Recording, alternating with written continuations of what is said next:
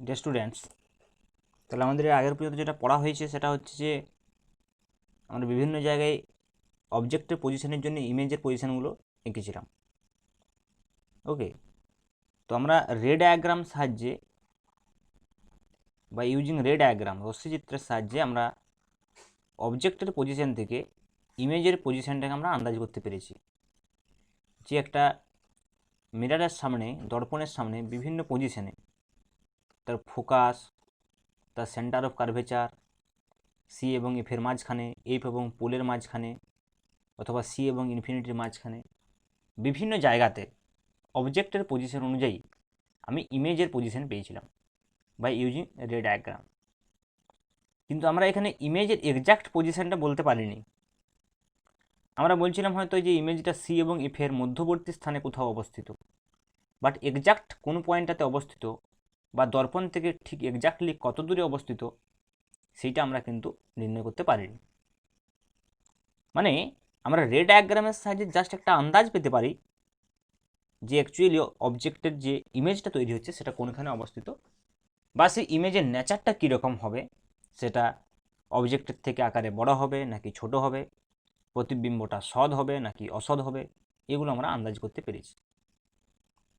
But আজকে আমাদের যেটা উদ্দেশ্য সেটা হচ্ছে যে আমরা এক্স্যাক্ট পজিশানগুলো আমরা নির্ণয় করব। যে দর্পণ থেকে আমি যদি অবজেক্টের ডিস্টেন্স জানি, তাহলে যাতে আমি ইমেজের ডিস্টেন্সটা দর্পণ থেকে নির্ণয় করতে পারি।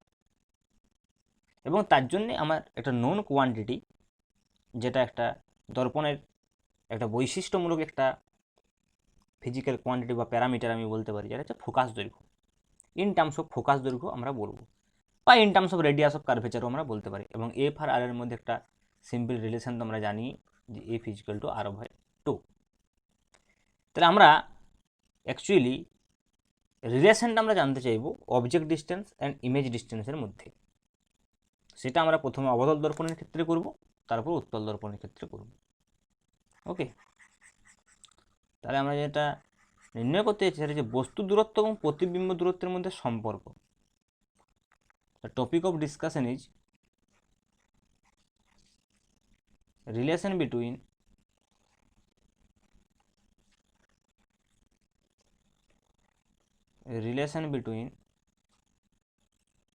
object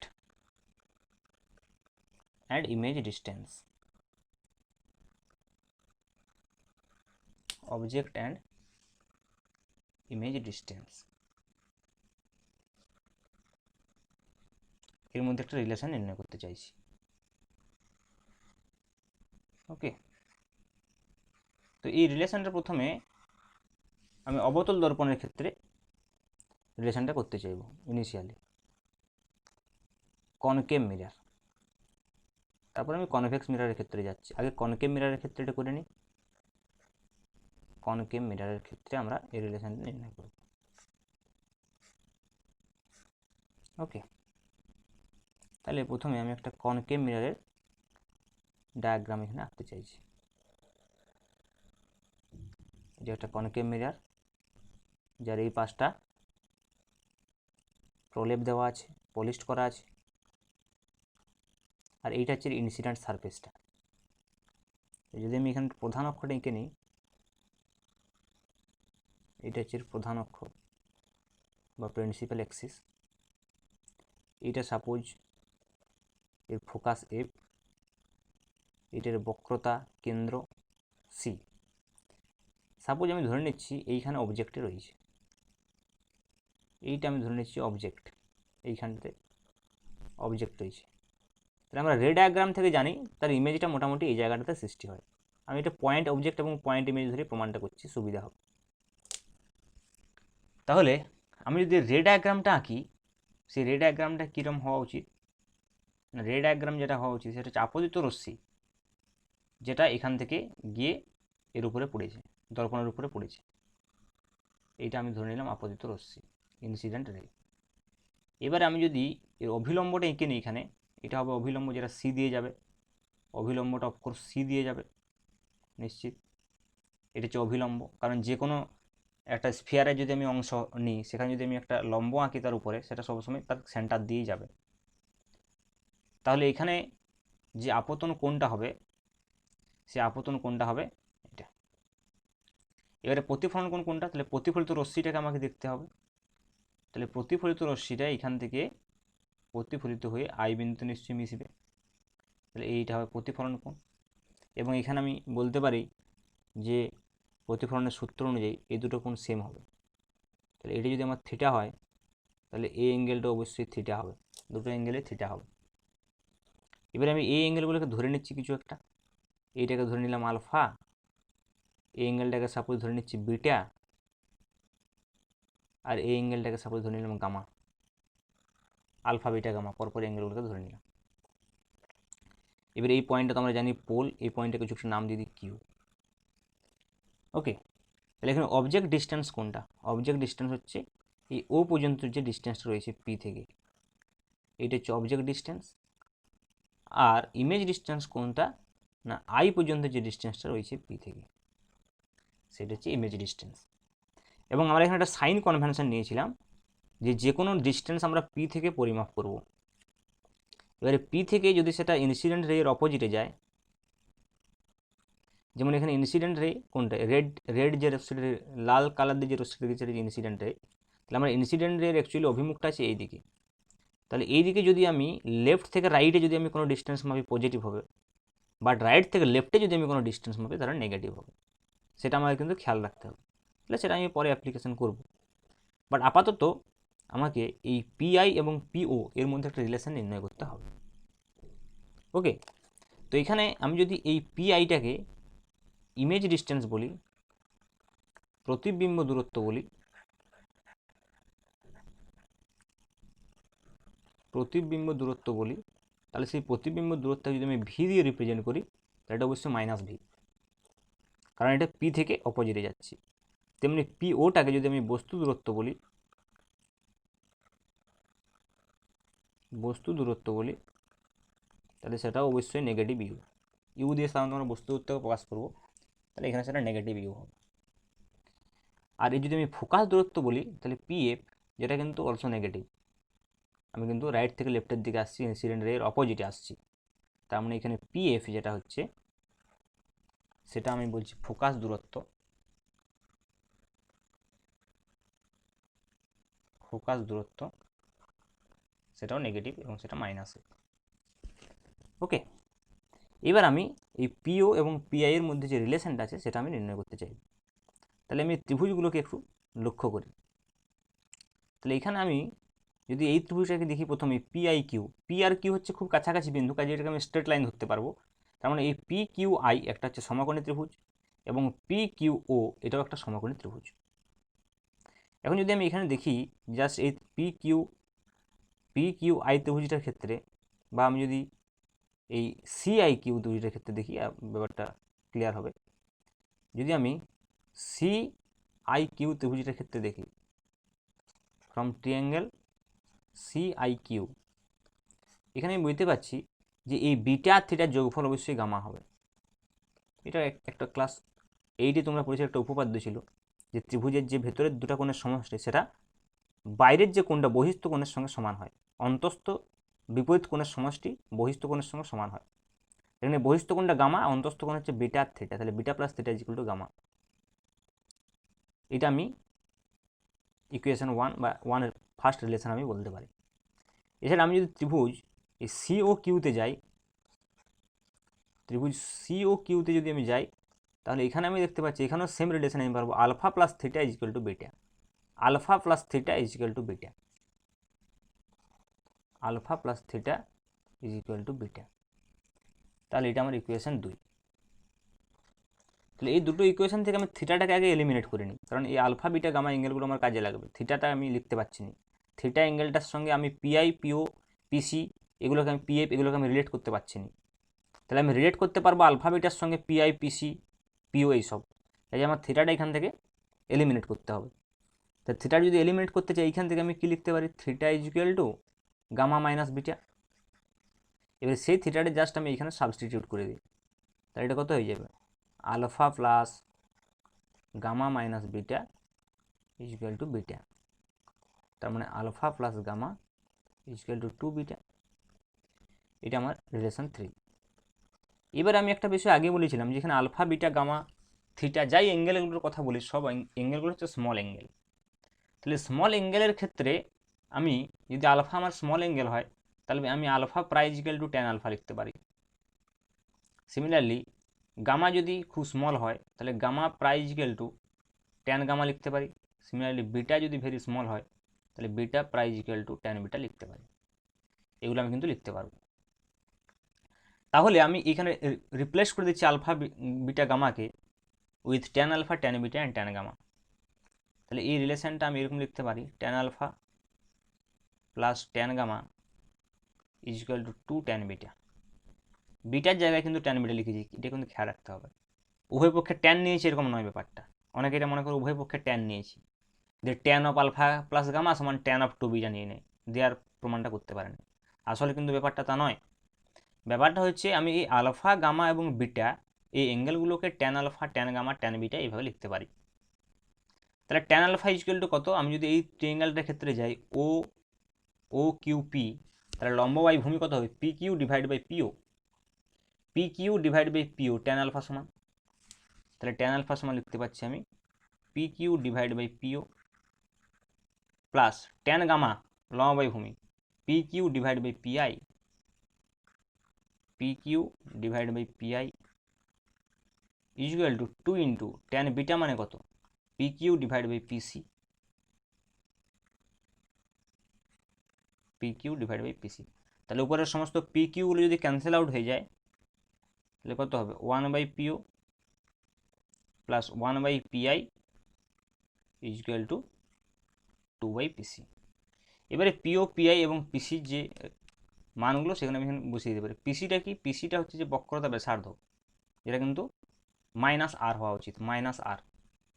ঠিক আছে, তো ফোকাসটা যেমন মাইনাস এফ, তেমনি বক্রতা ব্যাসার্ধ আমি যদি এখানে যদি আমি লিখলাম পিসি, পিসি ইকুয়াল টু মাইনাস আর, এটা হচ্ছে বক্রতা ব্যাসার্ধ, বক্রতা ব্যাসার্ধ। এবার যদি আমি এখানে ইউজ করি এই মানগুলো যদি আমি বসাই ভি ইউ এবং আর, তাহলে কী হবে, পিওর জায়গায় কত বসাবো, মাইনাস ইউ। তাহলে আমি এখানে করছি সাইডে, এই ইকুয়েশনটা থেকে লিখছি আমি অ্যাকচুয়ালি। তাহলে 1 বাই আমি কত বসাবো, পিওর জায়গায় বসাচ্ছি minus U, 1 by minus U plus P I এর জায়গায় কত বসাবো, মাইনাস ভি। তাহলে 1 বাই মাইনাস ভি সমান 2 বাই পিসির জায়গায় কত বসাবো, মাইনাস আর। তাহলে সব নেগেটিভগুলো কেটে গেলে হয়ে যাচ্ছে 1 by U plus 1 by V equal to 2 by R. আবার আমরা কি জানি, F equal to R by 2, এটাও আমরা জানি F equal to R by 2। Okay, তাহলে 2 বাই আর সমান কত হবে, 1 বাই এফ। তো সেটা আমি ইউজ করতে পারি, 2 বাই আর সমান 1 বাই এফ।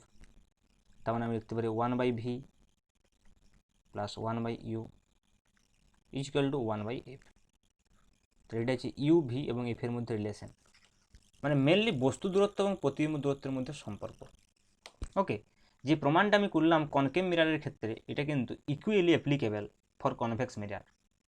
এই ফর্মুলাটি কনভেক্স মিররের ক্ষেত্রেও আসবে, বাট প্রসেসটা একই থাকবে, বাট সাইন কনভেনশনটা একটু আলাদা থাকবে, কিন্তু তবুও এই ফর্মুলাটাতে আমরা রিচ করতে পারবো ফাইনালি কনভেক্স মিররের ক্ষেত্রেও। তাহলে আমরা দেখি কনভেক্স মিররের ক্ষেত্রে কীভাবে এই ফর্মুলাটাতে আসতে পারি। ওকে, তাহলে আমরা সেম ফর্মুলাটা, same relation between object distance and image distance, এটা আমি কনভেক্স মিররের ক্ষেত্রে দেখতে চাইছি, যদিও বা আমি সেম ফর্মুলাতেই পৌঁছাবো। ওকে,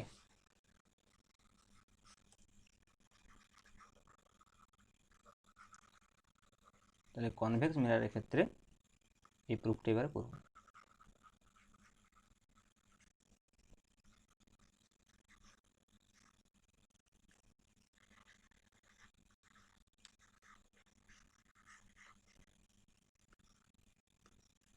ওকে, তাহলে এবারে আমি লিখছি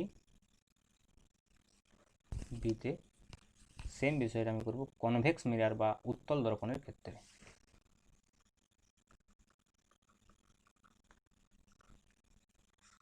তাহলে প্রথম ডায়াগ্রামটা আঁকি। এইটা হচ্ছে একটা কনভেক্স মিরর, যার এই পাশটা পলিশ করা আছে। তাহলে লেফট সাইডটা হয়ে গেল কি ইনসিডেন্ট সারফেস,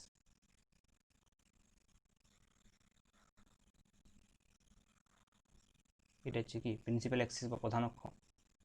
তাহলে আমি একটু দূরে দূরে নিচ্ছি, এটা নিচ্ছি আমি এফ ফোকাস, এটা নিচ্ছি সি বক্রতা ব্যাসার্ধ। এইদিকে অবজেক্টের পজিশন হয়তো কোনো একটা জায়গাতে হবে, সাপোজ এইটা হয়তো অবজেক্টের পজিশন। আমরা কনভেক্স মিররের ক্ষেত্রে দেখেছি ইমেজের পজিশন সবসময় এইদিকে হয় এবং সেটা ফোকাসের মধ্যে থাকে। তাহলে সাপোজ এটা আমার ইমেজের পজিশন। তাহলে এখান থেকে সাপোজ একটা রে, অবজেক্ট থেকে একটা রে কোথায় গিয়ে পড়বে? অবশ্যই দর্পণের উপর গিয়ে পড়বে।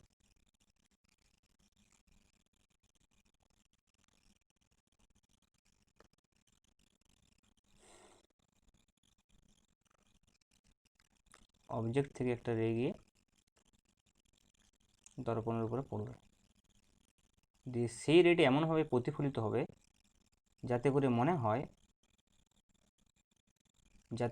হয় যে সেটা ইমেজ থেকে আসছে।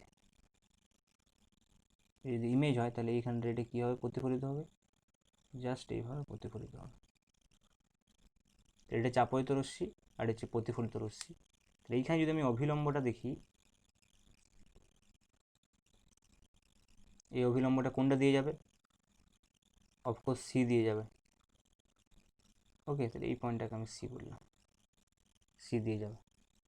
তাহলে এখানে আপতন কোণ যদি এটা হয় থিটা, তাহলে প্রতিফলন কোণ এটা হবে থিটা। তারপর এই অ্যাঙ্গেলটা যদি থিটা, এই অ্যাঙ্গেল যদি থিটা হয় তাহলে এই অ্যাঙ্গেলটা নিশ্চয়ই থিটা হবে, এটা বিপরীত কোণ হচ্ছে, এটা থিটা হবে। এবারে আমি আলফা বিটা গামা আগে যেমন ধরেছিলাম, অবজেক্টের সঙ্গে যে অ্যাঙ্গেলটা সেটা আলফা ধরছিলাম, ওকে। এই আইয়ের সঙ্গে যে অ্যাঙ্গেলটা সেটা আমি গামা ধরেছিলাম, আর এইখানে সি এর সঙ্গে যে অ্যাঙ্গেলটা সেটা বিটা ধরে নিলাম। তাহলে আলফা বিটা গামা হয়ে গেল। এটা হচ্ছে পি পয়েন্ট, এইটা হচ্ছে কিউ পয়েন্ট। ওকে, এবার আমি যদি রিলেশনটা দেখি তাহলে আমি কী পাচ্ছি? Beta plus theta equal to gamma. Same process apply করছি, আগের যে উপপাদ্যটা আমি ইউজ করেছিলাম সেটাই ইউজ করছি, যে অন্তস্থ কোণ দুটার সমষ্টি বিপরীত বহিস্থ কোণের সঙ্গে সমান। দেখেন থিটা এবং বিটা হচ্ছে অন্তস্থ কোণ, এদের বহিস্থ কোণ কোনটি? ত্রিভুজটা গামা, এদিকেরটা। তাহলে gamma equal to theta plus beta, এটা একটা ইকুয়েশন পাচ্ছি। এখান থেকে আমি থিটার সময় বলে দিতে পারি beta minus gamma, beta minus gamma. এবার আরেকটা রিলেশন কোথায় পাবো? এই ত্রিভুজটা থেকে, এই ত্রিভুজটা কিন্তু দেখতে চাই আলফা এবং গামার যে সমষ্টি সেটা হবে এইটা বহিস্থ কোণ, এই পুরোটা বহিস্থ কোণ 2 থিটা। তাহলে alpha plus gamma equal to 2 theta, একটা রিলেশন পাচ্ছি, alpha plus gamma equal to 2 theta. তাই থিটার জায়গায় আমি বিটা মাইনাস গামা বসাতে পারি। তাহলে alpha plus gamma equal to 2 into beta minus gamma. তার মানে alpha plus gamma equal to 2 beta minus 2 gamma, 2 beta. Alpha plus gamma equal to 2 into beta minus gamma, that is 2 beta minus 2 gamma. তাহলে alpha plus gamma equal to 2 beta minus 2 gamma. কিছু একটা ভুল হলো মনে হচ্ছে। আচ্ছা, हाँ theta plus beta is equal to gamma, okay, और alpha plus gamma is equal to 2 theta. Alpha plus gamma is equal to 2 into beta minus gamma.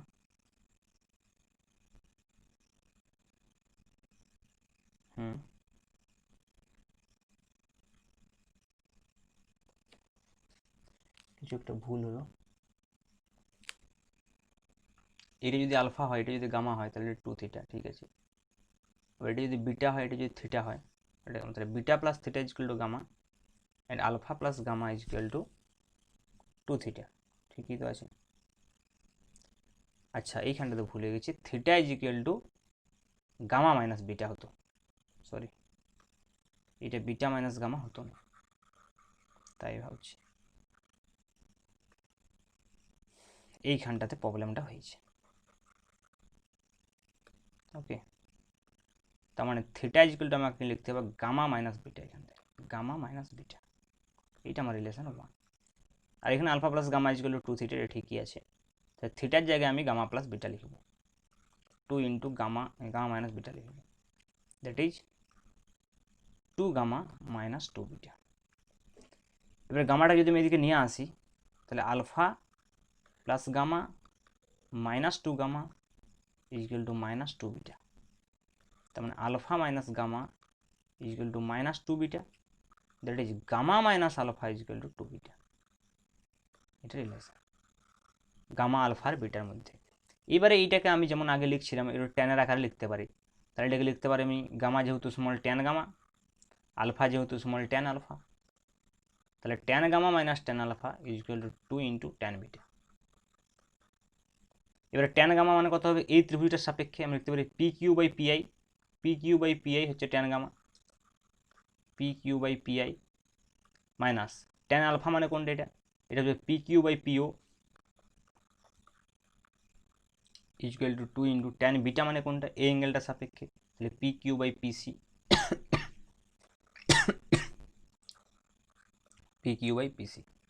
এবার পি কিউগুলো সব কেটে গেলে কি ফর্মুলাটা থাকছে লাস্ট পর্যন্ত, 1 by PI minus 1 by PO is equal to 2 by PC.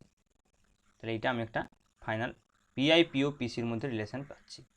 এবার আমি দেখব যে পিআই পিও এবং পিসিগুলো আসলে কি বোঝাচ্ছে, যেটা আমি আগেও অবতল দর্পণের ক্ষেত্রেও লিখেছিলাম। ওকে, তাহলে আমি যদি পিআই বলি, পিআইটা অ্যাকচুয়ালি কি না, পি থেকে ইমেজের ডিস্টেন্স বা প্রতিবিম্ব দূরত্ব। তাহলে পিআই হচ্ছে যে প্রতিবিম্ব দূরত্ব, তাহলে প্রতিবিম্ব দূরত্ব সেটা পজিটিভ না নেগেটিভ, সেটা পজিটিভ। কেন না, পি থেকে আমি আপতিত রশ্মির ডিরেকশানে যাচ্ছি, আপতিত রশ্মি তো এদিকে, তাহলে আপতিত রশ্মির আমি ডিরেকশানে যাচ্ছি, তার মানে পজিটিভ মাপতে হবে। তাহলে পিআই যেটা হবে সেটা হচ্ছে প্লাস ভি। আর বস্তু দূরত্ব পি থেকে ও পর্যন্ত, পিও নেগেটিভ, পি থেকে ও এদিকে যাচ্ছে, লেফট সাইডে যাচ্ছে, আপতিত রশ্মির বিপরীতে যাচ্ছে। তাহলে পিও হচ্ছে যে বস্তু দূরত্ব, যেটা কিন্তু অলওয়েজ এখানে নেগেটিভ হচ্ছে, মাইনাস ইউ। আর যেটা পিসি সেটা হচ্ছে ফোকাস দূরত্ব, সরি বক্রত ব্যাসার্ধ। বক্রত ব্যাসার্ধটা কত হচ্ছে, পজিটিভ হচ্ছে, কারণ পি থেকে সি ডান দিকে আছে এখন, বক্রত ব্যাসার্ধ পজিটিভ। এগুলো আগেও বলেছি আমি উত্তল দর্পণ অবতল দর্পণের সময়, কার পড়ানোর সময়, কার বক্রত ব্যাসার্ধ পজিটিভ কার নেগেটিভ। তাহলে এখন এই ভ্যালুগুলোকে আমি জাস্ট সাবস্টিটিউট করে দেবো এখানে। তাহলে কি কি আসবে, 1 ডিভাইড বাই পিআই মিনস কত, plus V, minus 1 divide by PO means minus U is equal to 1 divide by plus R. তাহলে এই মাইনাস মাইনাসে প্লাস হয়ে গেল, 1 by V plus 1 by U is equal to 1 by R. Okay, তাহলে কিন্তু আমরা এটা বলতে পারছি।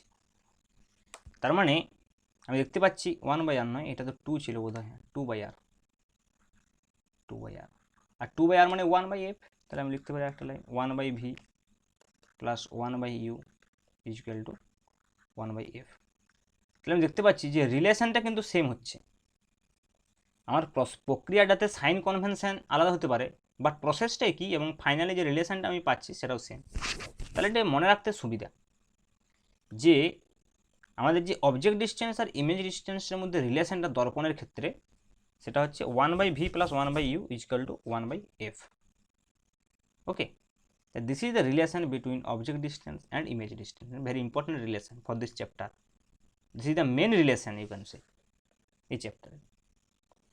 তো এবারে আমরা যেটা দেখতে চাইবো, যে আমরা দেখেছি অনেক অনেক অনেক ক্ষেত্রেই যে আমরা যখন আমরা রে ডায়াগ্রামগুলো আঁকলাম দেখলাম যে এক জায়গায় অবজেক্ট রাখলে আরেক জায়গায় ইমেজ সৃষ্টি হচ্ছে, সেই ইমেজটা কখনো হচ্ছে উল্টানো, কখনো হচ্ছে সোজা, বাট আমাদের এরপর লক্ষ্য হবে যে ইমেজটা তৈরি হচ্ছে সেই ইমেজটা অবজেক্টের তুলনায় কতগুণ বড় বা কতগুণ ছোট হচ্ছে, যেটার জন্য একটা নির্দিষ্ট ফিজিক্যাল কোয়ান্টিটি হিসাব করা হয়, যাকে বিবর্ধন বলা হয়। প্রতিবিম্বের বিবর্ধন মানে প্রতিবিম্বের যে সাইজটা সেটা অবজেক্টের সাইজের তুলনায় কত গুণ, সেই প্রতিবিম্বের বিবর্ধন বা ম্যাগনিফিকেশন আমরা পড়বো এবারে। ওকে, সো আমাদের নেক্সট টপিক হচ্ছে কি, প্রতিবিম্বের বিবর্ধন, ম্যাগনিফিকেশন।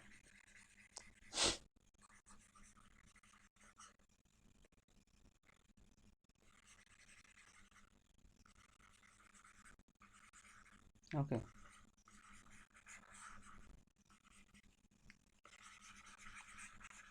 এই বোর্ডটাতে একসঙ্গে ক্লিয়ার করা যায় না, যে একটু টাইম লাগে রাব করতে, এটা একটা সমস্যা। ঠিক আছে, কোনো তাড়া নেই, আস্তে আস্তে হোক। তাহলে নেক্সট আমরা যেটা পড়তে চাইবো সেটা হচ্ছে ম্যাগনিফিকেশন বা বিবর্ধন। ম্যাগনিফিকেশন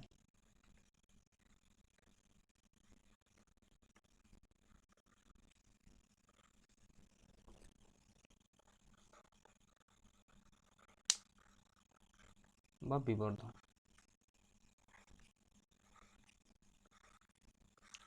তো এইখানে আমি ম্যাগনিফিকেশনকে মূলত তিনটা ভাগে ভাগ করে আলোচনা করব, এবং ফার্স্ট যেটা পড়বো সেটা হচ্ছে রৈখিক বিবর্ধন বা লিনিয়ার ম্যাগনিফিকেশন। রৈখিক বিবর্ধন, এটাকে ইংরেজিতে বলা হচ্ছে লিনিয়ার ম্যাগনিফিকেশন।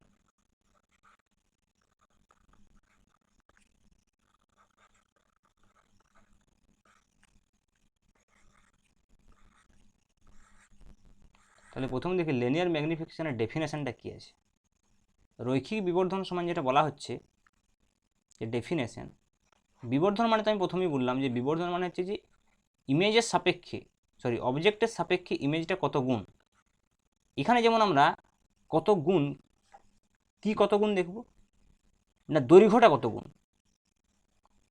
তার মানে রৈখিক বিবর্ধন সমান আমি বলতে পারি যে আমার যে প্রতিবিম্ব দৈর্ঘ্যটা হচ্ছে, বা প্রতিবিম্ব উচ্চতা অনেক সময় বলা হয়ে থাকে, প্রতিবিম্ব যে উচ্চতাটা হচ্ছে, উচ্চতা, সেটা বস্তু উচ্চতার কত গুণ। তার মানে কি, প্রতিবিম্ব উচ্চতা ডিভাইড বাই বস্তু উচ্চতা, এটা নিলেই পাবো, এই রেশিওটা নিলেই বোঝা যাবে সেটা কত গুণ। যদি প্রতিবিম্ব উচ্চতা বেশি হয় তাহলে রৈখিক বিবর্ধন কি হবে, গ্রেটার দেন 1 হবে। এবং রৈখিক বিবর্ধনকে সিম্পলি এম দিয়ে ডিনোট করা হয়। প্রতিবিম্ব উচ্চতাকে আমরা HI বলে থাকি, মানে ইমেজ হাইট, আর বস্তু উচ্চতাকে আমরা HO বলে থাকি, মানে অবজেক্ট হাইট। ঠিক আছে, তাহলে HI ডিভাইড বাই HO, এই রেশিওটা আমরা নির্ণয় করব। তো সেটা দেখা যাবে কি না, এটা প্রতিবিম্ব দূরত্ব আর বস্তু দূরত্বের যে রেশিও তার সঙ্গে সমান হচ্ছে। তাহলে সেইটা আমরা দুটো ক্ষেত্রে আলোচনা করব, অবতল দর্পণ অ্যাজ ওয়েল অ্যাজ উত্তল দর্পণ। তাহলে এই রৈখিক বিবর্ধনটা প্রথমে আমি অবতল দর্পণের ক্ষেত্রে আলোচনা করতে চাইছি। তাহলে প্রথমে আমি রৈখিক বিবর্ধনটা অবতল দর্পণের ক্ষেত্রে আলোচনা করি।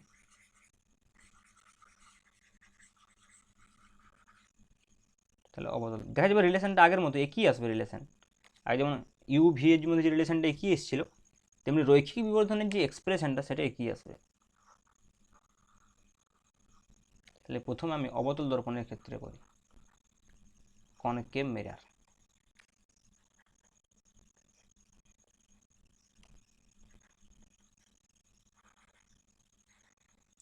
আর এই পাশে আমি কনভেক্স মিররের জন্য করি।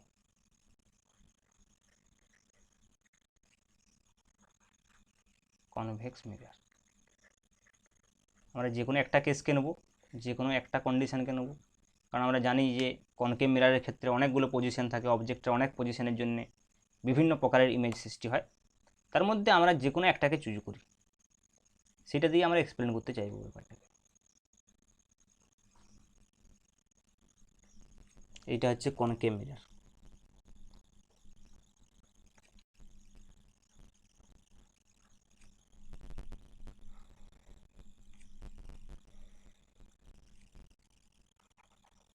M1 PM2, তাহলে এটা হচ্ছে ফোকাস এফ। এরকম জায়গাটা সাপোজ আমি ফোকাস এফকে ধরছি, এটা হচ্ছে ফোকাস এফ। এই জায়গায় বক্রতা কেন্দ্র সি। আচ্ছা, তাহলে এখানে যদি আমরা অবজেক্টটাকে রাখি, আমরা জানি যে সি আর ইনফিনিটির মধ্যে যে অবজেক্টটা থাকে, সেই অবজেক্টটার জন্য যে প্রতিবিম্বটা সৃষ্টি হয় সেটা সি আর এফের মাঝখানে, মানে এরকম জায়গায় আমি এই কেসটাকে নিচ্ছি। আর একটা রে আমি জাস্ট নিচ্ছি, যে রেটা পোল দিয়ে গেছে, সাপোজ এই রেটা এইখানে পড়লো, দিয়ে এইখানে এসছে। আমরা জানি দুটো রে প্রয়োজন হয় এটা আঁকার জন্য, বাট আমরা এখানে একটাই রে নিচ্ছি সুবিধার্থে। পিকচারটা ভালো লাগবে দেখতেও, আর কনফিউশনও কম হবে। ঠিক আছে, কারণ এখানে আমাদের যেটা নির্ণয় করার দরকার, উদ্দেশ্যটা আমাকে বুঝতে, উদ্দেশ্য অনুযায়ী প্রয়োজন অনুযায়ী ছবি আঁকবো। তাহলে এইটার হাইটটা আমি বলছি HI। ওকে, সরি HI নয় HO, কারণ হাইট অফ অবজেক্ট, এটা অবজেক্ট তো। তাহলে অবজেক্টের হাইট আমি কি লিখবো? HI লিখবো অবশ্যই। HI, HO, height of object HO, আর হাইট অফ ইমেজ হচ্ছে HI। এই অ্যাঙ্গেলটা যদি থিটা হয়, অবশ্যই এই অ্যাঙ্গেলটা থিটা হবে। আপতন কোণ সমান প্রতিফলন কোণ। এবারে এটা যদি অবজেক্ট হয়, তাহলে অবজেক্ট পর্যন্ত যে ডিস্টেন্স, সেই ডিস্টেন্সটা কত হবে? ইউ। আর ইমেজ পর্যন্ত যে ডিস্টেন্স, সেই ডিস্টেন্সটা কত হবে? ভি। সিম্পল। তাহলে আমাকে HO আর HI সঙ্গে ইউভির একটা রিলেশন নির্ণয় করব। তাহলে কী করে পাবো আমি? আমি যদি এখান থেকে ট্যান থিটা নির্ণয় করি, এই উপরের ত্রিভুজটা, এই ত্রিভুজটা থেকে ট্যান থিটা কত হবে? লম্ব বাই ভূমি, লম্ব কত? HI, ভূমি কত? এইখান থেকে এই ডিস্টেন্সটা, বা এই পি থেকে এই ডিস্টেন্স, এটা ইউ, এবং সেটা নেগেটিভ। কেন নেগেটিভ? তার কারণ হচ্ছে আমি পোল থেকে অপোজিট সাইডে আসছি, আপতিত রশ্মি আছে কোন দিকে? লেফট থেকে রাইটে, কিন্তু আমি ডিস্টেন্সটা মাপছি লেফটের দিকে, মানে আপতিত রশ্মির অপোজিটে যাচ্ছি, পি থেকে এইখান পয়েন্টে যাচ্ছে। এই পয়েন্ট যদি আমি এ পয়েন্ট বলি, সাপোজ এটা এ বি যদি আমি অবজেক্ট বলি, তাহলে এটা হবে a dash two B dash একটা ইমেজ বলতে পারি। তাহলে পি থেকে যে এর ডিস্টেন্সটা, সেটা মাইনাস ইউ। কিন্তু আমি যদি নিচের ত্রিভুজটার ক্ষেত্রে বলি ট্যান থিটা, তাহলে এইখানে যে ট্যান থিটাটা আমি পাচ্ছি, সেটাও লম্ব বাই ভূমি, বাট এখানে লম্ব হচ্ছে HI, কিন্তু এটা নেগেটিভ। কেন? এটা প্রধান অক্ষের থেকে নিচের দিকে আছে। এটাও একটা সাইন কনভেনশন, যে প্রধান অক্ষ থেকে যদি আমি উপরের দিকে ডিস্টেন্স মাপি, তাহলে পজিটিভ মাপবো, আর প্রধান অক্ষের থেকে যদি আমি নিচের দিকে ডিস্টেন্স মাপি, তাহলে নেগেটিভ মাপবো। তার মানে HIটা নেগেটিভ, আর পি এ প্রাইম, যেটা পি এ ড্যাশ যেটা বলছি, মানে যেটা প্রতিমুদ্রত, সেটা তো নেগেটিভ বটেই, তাহলে মাইনাস পি। এবারে এই দুটোকে যদি আমি সমান করি, তাহলে কি পাবো আমি? HO divide by minus U is equal to HI, মানে সেটা কেটে দিতে পারি, তাহলে HI বাই ভি। এবার আমাদের লিনিয়ার ম্যাগনিফিকেশনের ফর্মুলাটা কী ছিল? না এম সমান ছিল HI ডিভাইডেড বাই HO। তাহলে এখানে যদি আমি HI ডিভাইড বাই HO লিখি, তাহলে HI ডিভাইড বাই HO কত হচ্ছে? Minus V by U. এইটাই কিন্তু ম্যাগনিফিকেশান, এটা কিন্তু লিনিয়ার ম্যাগনিফিকেশান। তাহলে যে লিনিয়ার ম্যাগনিফিকেশান আমরা দেখতে পাচ্ছি, সেই লিনিয়ার ম্যাগনিফিকেশান যেটা এম, সেটা হচ্ছে যে minus V divide by U. সেটা কার ক্ষেত্রে? অবতল দর্পণের ক্ষেত্রে। যদি আমি এই পুরোটা উত্তল দর্পণের ক্ষেত্রে করি, আমি সেম এক্সপ্রেশন পাবো শেষ পর্যন্ত। দেখি তাহলে উত্তল দর্পণ বা কনভেক্স মিররের ক্ষেত্রে করে কীরকম হচ্ছে ব্যাপারটা।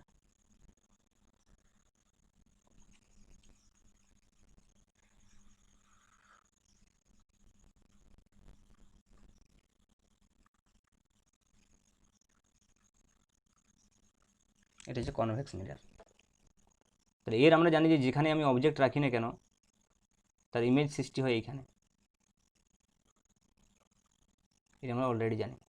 তাহলে এইখানে যদি আমি রে ডায়াগ্রাম আঁকি, রে ডায়াগ্রাম আমি এইভাবে আঁকতে পারি। এইখানে একটা যদি পোলে গিয়ে পড়ে, দিয়ে এদিকে প্রতিফলিত হয়ে যাবে, এবং এটাকে যদি আমি পিছন দিকে বাড়াই, তাহলে এখানে ইমেজটা পাবো। তাহলে বোঝাই যাচ্ছে যে এইটা যদি আপতন কোণ থিটা হয়, তাহলে এটা প্রতিফলন কোণ থিটা হবে, এবং এই কোণটাও থিটা হবে। এই দিক থেকে যদি আমি দেখি বিপ্রতিপ কোণ হচ্ছে। তাহলে এখানে এইটা হচ্ছে অবজেক্ট HO, এটা হচ্ছে ইমেজ HI, এটা হচ্ছে কি অবজেক্ট ডিস্টেন্স ইউ, এটা হচ্ছে কি ইমেজ ডিস্টেন্স ভি।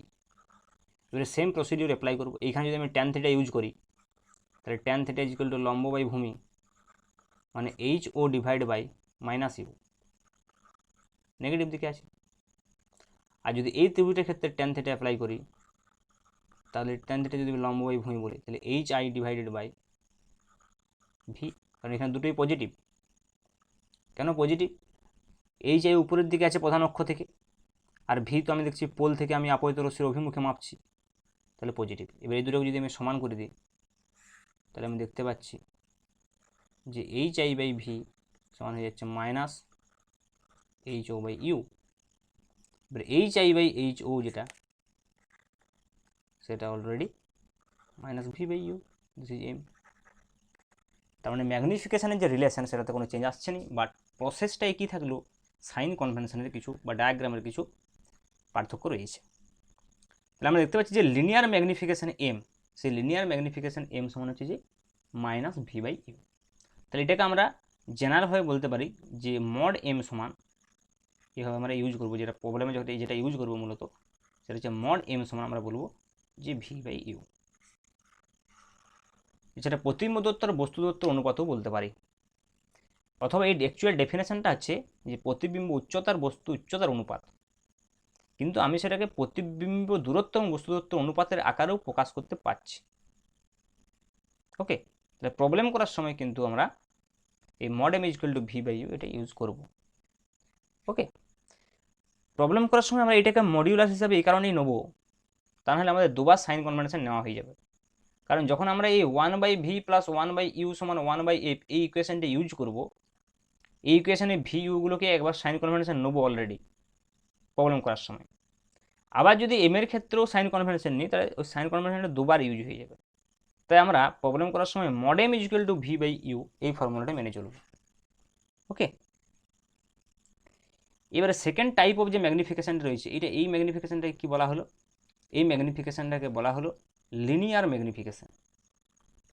এবারে সেকেন্ড যে ম্যাগনিফিকেশানটা আমরা পড়বো সেটা হচ্ছে লঙ্গিচুডিনাল বা ল্যাটারাল ম্যাগনিফিকেশান বলা হয়। ওকে, তাহলে এটা আমি নেক্সট পেজে করছি, রাব করে দিলাম। লঙ্গিচুডিনাল ম্যাগনিফিকেশান,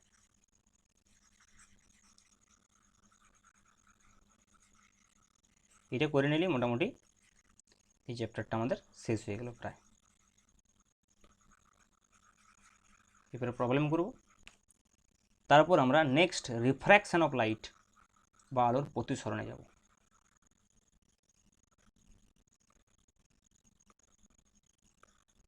পিডিএফটা এটা এখনো দেওয়া হয়নি, আসলে এটা লেখা হয়নি, লিখে পরে আমি এটা পাঠিয়ে দেবো। ক্লাস নোট একটু বানিয়ে নিবি, তো ক্লাস নোটটা বানিয়ে নিলেই হবে। তাহলে নেক্সট আমি যেটা পড়তে চাইছিলাম 2 নম্বরে, সেটা হচ্ছে যে লঙ্গিচুডিনাল ম্যাগনিফিকেশন, অনুদৈর্ঘ্য বিবর্ধন বোধহয় বলা হয়, লঙ্গিচুডিনাল ম্যাগনিফিকেশন।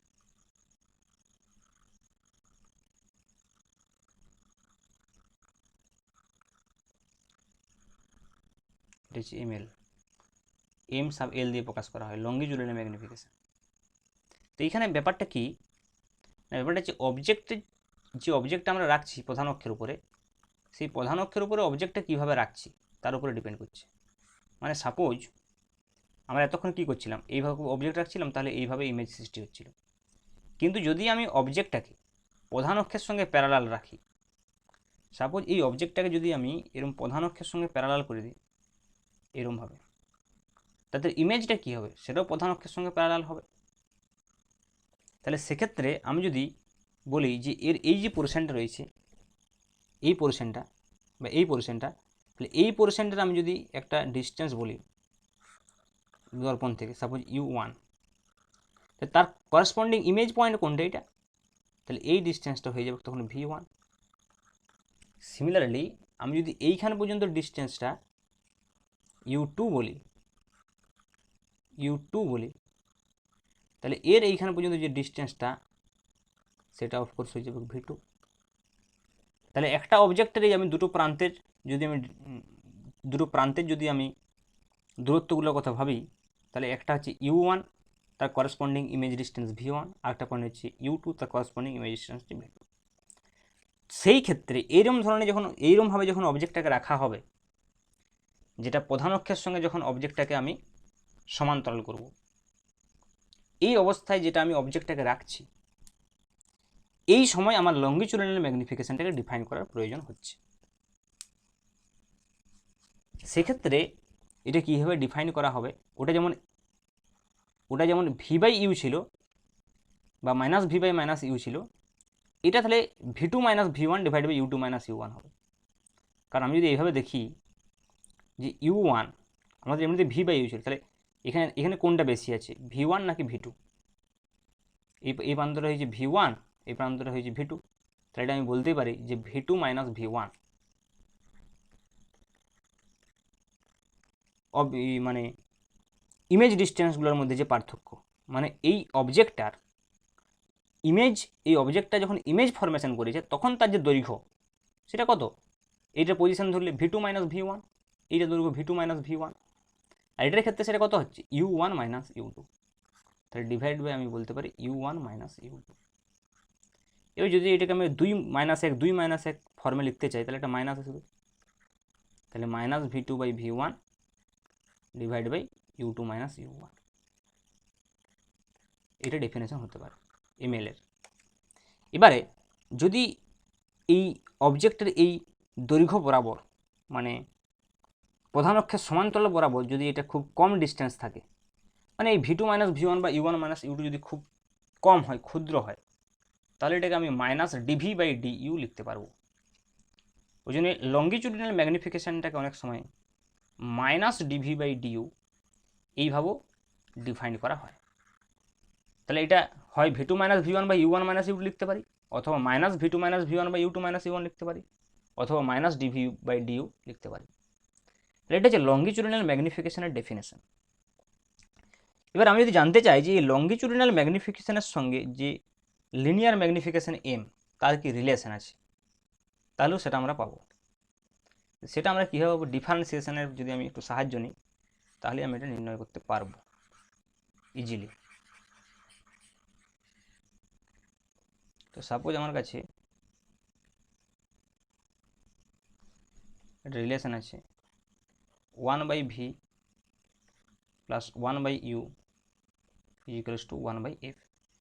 এটাকে যদি আমি বোথ সাইডে ইউ সাপেক্ষে ডিফারেন্সিয়েশন করি, ইউ সাপেক্ষে, তাহলে 1/v এর ডিফারেন্সিয়েশন কত হবে, মাইনাস 1/v স্কোয়ার, কিন্তু যেহেতু ইউ সাপেক্ষে করছি আমাকে এখানটা ডিভি বাই ডিউ দিতে হবে, আর 1/u হয়ে যাবে minus 1/u square, that is equal two 0, কারণ এফ হচ্ছে যে কনস্ট্যান্ট।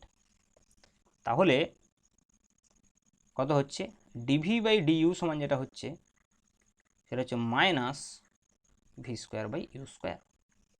এবার আমরা যদি এইভাবে নিয়ে নিই যে মাইনাস ডিভি বাই ডিউ, তাহলে সেটা হচ্ছে যে V square by U square. এবারে ভি স্কোয়ার বাই ইউ স্কোয়ারটা কি লিনিয়ার ম্যাগনিফিকেশন এম তার স্কোয়ার, আমরা জানি কি এম সমান হচ্ছে যে ভি বাই ইউ, তাহলে এম এর যদি স্কোয়ার হয় তাহলে সেটা V square by U square হয়ে যাবে। আর এটা কি এমএল, তাহলে এমএল সমান আমি দেখতে পাচ্ছি যে এম স্কোয়ার হচ্ছে, ওকে। বা আমি এভাবে বলতে পারি, কারণ এটাকে যদি কেউ ডিভি বাই ডিউটাকে যদি কেউ মানে লিনিয়ার ল্যাটারাল ম্যাগনিফিকেশন বা লঙ্গিচুডাল ম্যাগনিফিকেশনটাকে যদি কেউ ডিভি বাই ডিউ এইভাবে ডিফাইন করে, তাহলে তার কিন্তু ML equal to minus M square আসবে। দুটোই হতে পারে, আমি কীভাবে এমএলটাকে ডিফাইন করছি তার উপর ডিপেন্ড করছে। কারণ আমি V two minus V one divide by U one minus যদি ইউ টু করি একরকম হবে, আর V two minus V one divide by U two minus U one যদি করি একরকম হবে। তার সেটা ডিপেন্ড করছে যে আমি এখানে এক্সপ্রেশনটা কীভাবে লিখতে চাই। সাধারণত কনভেনশন কি, আমরা 2 - 1 করতে চাই, তাই মাইনাস ডিভি বাই ডিউ করেছি, তাহলে সেক্ষেত্রে ML is equal to M square এই রিলেশনটা আসছে, যে longitudinal magnification is equal to linear ম্যাগনিফিকেশনের হোল স্কোয়ার, ওকে। তেমনি আরেকটা ম্যাগনিফিকেশন আমাদের রয়েছে যেটাকে আমরা বলবো এরিয়াল ম্যাগনিফিকেশন বা ক্ষেত্রীয় বিবর্ধন, ওকে। তাহলে নেক্সট আমরা যেটা পড়তে চাইব সেটা হচ্ছে ক্ষেত্রীয় বিবর্ধন বা এরিয়াল ম্যাগনিফিকেশন। 3 নম্বর,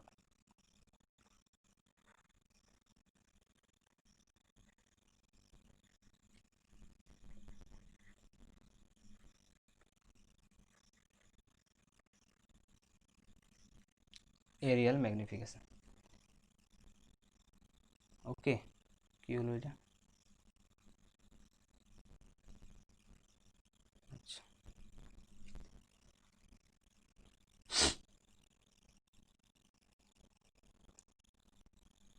এরিয়াল ম্যাগনিফিকেশন, তাহলে এরিয়াল ম্যাগনিফিকেশন মানে ক্ষেত্রীয় বিবর্ধন মানে যদি আমার একটা 2 ডাইমেনশনাল অবজেক্ট থাকে, এতক্ষণ আমি 1 ডাইমেনশনাল অবজেক্ট নিয়ে আলোচনা করছিলাম, কিন্তু অবজেক্ট তো 1 ডাইমেনশনাল সবসময় হবে এমন নয়, 2 ডাইমেনশনালও হতে পারে। এটা এম সাব এ লিখছি, এরিয়াল ম্যাগনিফিকেশন। তাহলে সেক্ষেত্রে আমি কি লিখব না, প্রতিবিম্বের ক্ষেত্রফল ডিভাইড বাই বস্তুর ক্ষেত্রফল। প্রতিবিম্বের ক্ষেত্রফল ডিভাইড বাই বস্তুর ক্ষেত্রফল। যেমন রৈখিক বিবর্ধনের ক্ষেত্রে আমরা কি লিখছিলাম, এই প্রতিবিম্বের দৈর্ঘ্য বাই বস্তুর দৈর্ঘ্য, প্রতিবিম্ব উচ্চতা বস্তুর। তাহলে ক্ষেত্রীয় বিবর্ধনের ক্ষেত্রে হবে কি, জাস্ট প্রতিবিম্বের ক্ষেত্রফল বাই বস্তুর ক্ষেত্রফল। এই যদি আমার কাছে একটা এমন অবজেক্ট থাকে যে অবজেক্টটা আমি দেখছি 2 ডাইমেনশনাল অবজেক্ট, এরকম একটা অবজেক্ট রয়েছে, সাপোজ হচ্ছে যার দৈর্ঘ্য হয়তো এল আর প্রস্থ হচ্ছে যে বি, তাদের ক্ষেত্রফল কত হবে, এল ইন্টু বি স্বাভাবিকভাবে। তাই যদি বস্তুর ক্ষেত্রফল এল ইন্টু বি হয়, তাহলে প্রতিবিম্বের ক্ষেত্রফল কত হবে, L dash into B dash. তাহলে সেক্ষেত্রে প্রতিবিম্বের ক্ষেত্রফল আমি লিখতে পারি L dash B dash divide by বস্তুর ক্ষেত্রফল কত হবে, এল ইন্টু বি। এবারে এল ড্যাশ বি ড্যাশের সঙ্গে এল বির কি রিলেশন থাকতে পারে, যদি আমি এল ড্যাশ বাই এল বলি, তাহলে সেটা কত হবে, আসলে এল ড্যাশ কি প্রতিবিম্ব দৈর্ঘ্য, এল কি বস্তু দৈর্ঘ্য, তাহলে সেটা এম হবে। Similarly B dash by B কী হবে, B dash by B, B dash কি, বি ড্যাশ হচ্ছে যে বস্তুর দৈর্ঘ্য, মানে বস্তুর প্রস্থ ডিভাইড বাই প্রতিবিম্বর প্রস্থ, তাহলে এটাও আরেকটা এম। তাহলে এই দুটো এম মিলে এখানে এম স্কোয়ার হয়ে যেতে পারে। তাহলে এল ড্যাশ বাই এল যদি আমি বলি M into B dash by B আমি বলতে পারি এম, বা এল ড্যাশ সমান আমি এম এল বলতে পারি, বি ড্যাশ সমানও আমি এম এল বলতে পারি। তাহলে এখানে M L into M B divide by L B, তাহলে সেটা এম স্কোয়ার হচ্ছে। তাহলে এরিয়াল ম্যাগনিফিকেশনও আমি দেখতে পাচ্ছি যে রৈখিক বিবর্ধনের সঙ্গে স্কোয়ারের সঙ্গে সম্পর্কিত। তাই এরকমভাবে আমি ম্যাগনিফিকেশনের রিলেশনগুলো কিন্তু নির্ণয় করতে পারি, যে এরিয়াল ম্যাগনিফিকেশনের সঙ্গে আমার লিনিয়ার ম্যাগনিফিকেশনের কী রিলেশন আছে, বা লিনিয়ার ম্যাগনিফিকেশনের সঙ্গে আমার ল্যাটারাল ম্যাগনিফিকেশনের বা লঙ্গিচুডাল ম্যাগনিফিকেশনের কী রিলেশন আছে সেটা আমি নির্ণয় করতে পারছি। This is all about magnification, বিবর্ধন। তাহলে আজকে মূলত আমরা ম্যাথামেটিক্যাল অ্যাসপেক্টটা পড়লাম, ম্যাথামেটিক্যাল অ্যাসপেক্টটা। এর আগের দিন আমরা থিওরিটিক্যাল অ্যাসপেক্টটা পড়েছিলাম। আজকে যেটা পড়লাম সেটা মূলত তোমাদের কাছে নতুন, কারণ ক্লাস 10-এ এগুলো ছিল না। ক্লাস 10-এ শুধুমাত্র আমাদের ওই রে ডায়াগ্রামগুলো ছিল, বাট ম্যাথামেটিক্যালি যে অবজেক্ট এবং ইমেজ পজিশনের যে রিলেশনগুলো সেগুলো আমরা ক্লাস 12-এই পড়লাম। এবারে এই দর্পণ থেকে কিছু ছোট ছোট কোয়েশ্চেন পড়ে, কীরকম ধরনের কোয়েশ্চেন, এক্সপ্লানেশন কোয়েশ্চেন কিছু পড়ে, যেগুলো মাধ্যমিকও পড়তো। ওইগুলো তো একটু বই থেকে পড়বি, রিডিং পড়লেই হবে শেষ দিকটা। যেমন আমি দুটো একটা বিষয় আলোচনা করে দিচ্ছি, যেমন যে কোশ্চেন থেকে দাড়ি কাটার সময় কী ধরনের দর্পণ ব্যবহার করা হয়, ওকে, বাইকের যে বা গাড়ির যে দর্পণগুলো থাকে ভিউ ফাইন্ডার বলে যেগুলোকে, সেখানে কী ধরনের দর্পণ ব্যবহার করা হয়। এছাড়াও কোশ্চেন থাকতে পারে যে তোমার কাছে একটা দর্পণ আছে, তুমি বুঝবে কী করে দর্পণটাকে খালি চোখে দেখে যে সেটা কী ধরনের দর্পণ। সেটা আমি আগেই বলেছিলাম যে তার সামনে একটা পেন্সিল রাখলেই বোঝা যাবে সেটা আকারে বড় হচ্ছে, ছোট হচ্ছে নাকি সমান হচ্ছে। তো এরকম কিছু এক্সপ্লানেশন কোয়েশ্চেন আছে, সেই এক্সপ্লানেশন কোয়েশ্চেনগুলো যে কোনো বইতেই এই চ্যাপ্টারটা যেখানে শেষ হচ্ছে সেই লাস্টটাতে কয়েকগুলো পয়েন্ট করে লিখে আছে। তো আমি মূলত এই ফিল্ড অফ ভিউটা নিয়ে একটু আলোচনা করি, তাহলে বুঝতে সুবিধা হবে এগুলো যখন পড়বে। ফিল্ড অফ ভিউটা নিয়ে একটু আলোচনা করে দিই। ফিল্ড অফ ভিউ আমি এর আগে সমতল দর্পণ পড়ানোর সময় বলেছিলাম যে ফিল্ড অফ ভিউটা আসলে কী। তো যেখানে ফিল্ড অফ ভিউ বেশি দরকার সেখানে দেখা যাবে যে আমরা কনভেক্স মিরার ব্যবহার করব, কনভেক্স মিরার, উত্তল দর্পণ। এই কারণে গাড়ির আয়নায় উত্তল দর্পণ লাগানো থাকে, যার ফিল্ড অফ ভিউ অনেক বেশি। ফিল্ড অফ ভিউ বেশি হলে কী হবে, অনেকটা জায়গা জুড়ে দেখা যাবে। আর যেটা আমাদের প্লেন মিরার ছিল, প্লেন মিরারের ফিল্ড অফ ভিউ মোটামুটি কাছা মিডিয়াম আর কি। আর যদি আমি কনকেভ মিরার বলি, এর সবচাইতে কম field of view concave mirror. যেখানে ফিল্ড অফ ভিউ বেশি লাগবে সেখানে কনকেভ মিরারের কোনো কাজ নেই। কনকেভ মিরারে কোথায় কাজ হবে, যেখানে লাইট ফোকাস করতে হবে কোনো একটা জায়গায় প্রতিফলিত রশ্মিটাকে, সেখানে অনেক সময় কনকেভ মিরার কাজে লাগে। তাহলে সেইটা অনুযায়ী বুঝতে পারবে যে কোন ডিভাইসে কোন যন্ত্রের কাজে লাগে, এক্সপ্লানেশন কোয়েশ্চেনগুলোর অ্যান্সার দেওয়ার সুবিধা হবে। তাহলে আমি ফিল্ড অফ ভিউ বিষয়টা একটু বলে দিই তিনটা দর্পণের ক্ষেত্রে কী কারণটা হচ্ছে, কেন একটাতে বেশি একটাতে কম হচ্ছে। আমরা ফিল্ড অফ ভিউ বলেছিলাম যে যখন আমরা সমতল দর্পণ পড়েছিলাম, যে সাপোজ এখানে যদি একটা অবজেক্ট থাকে, সেই অবজেক্ট থেকে আমরা এই দর্পণটার উপরে দুটো রশ্মি নেব, যে দুটো রশ্মি এই দর্পণের এন্ড পয়েন্টে গিয়ে পড়বে, দর্পণের এন্ড পয়েন্টে গিয়ে পড়বে। তারপর এরা যেদিকে প্রতিফলিত হবে, সাপোজ এইভাবে প্রতিফলিত হলো, তাহলে কী হবে, এই যে রিজিয়নটা, এই রিজিয়নটা হচ্ছে এর ফিল্ড অফ ভিউ।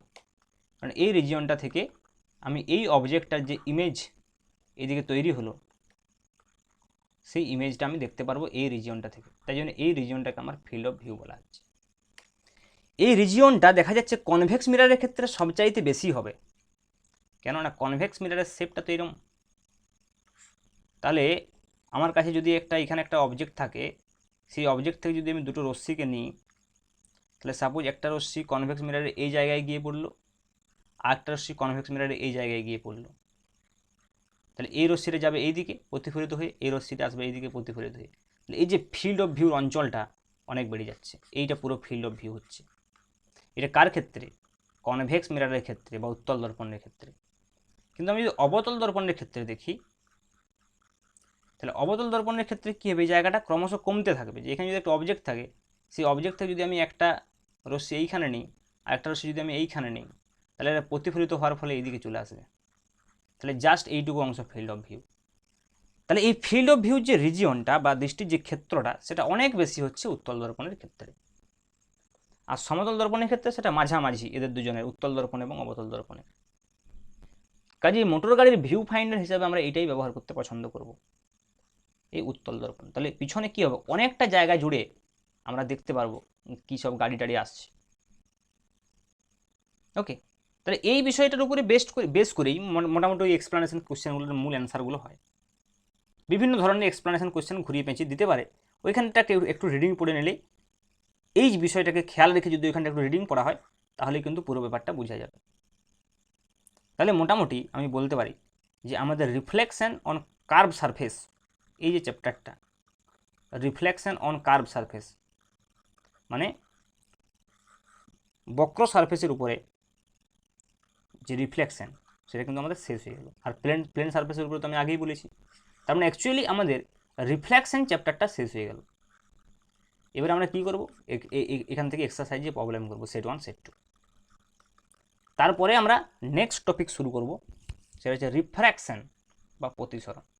ওখানেও দুটো পার্ট পড়বো same, refraction on plain and reflection on curve surface. Reflection on curve surface মানেই সেটা কি, লেন্স। ওকে, তাহলেই আমাদের জিওমেট্রিক্যাল অপটিক্স শেষ হয়ে যাবে। তবে এই রিফ্র্যাকশনটা বেশ বড় আছে, অনেকগুলো বিষয় আছে, তাহলে সেগুলো আমরা আস্তে আস্তে নেক্সট ক্লাসের দিকে আলোচনা। তো আজকে এখানে পর্যন্তই থাক। ওকে।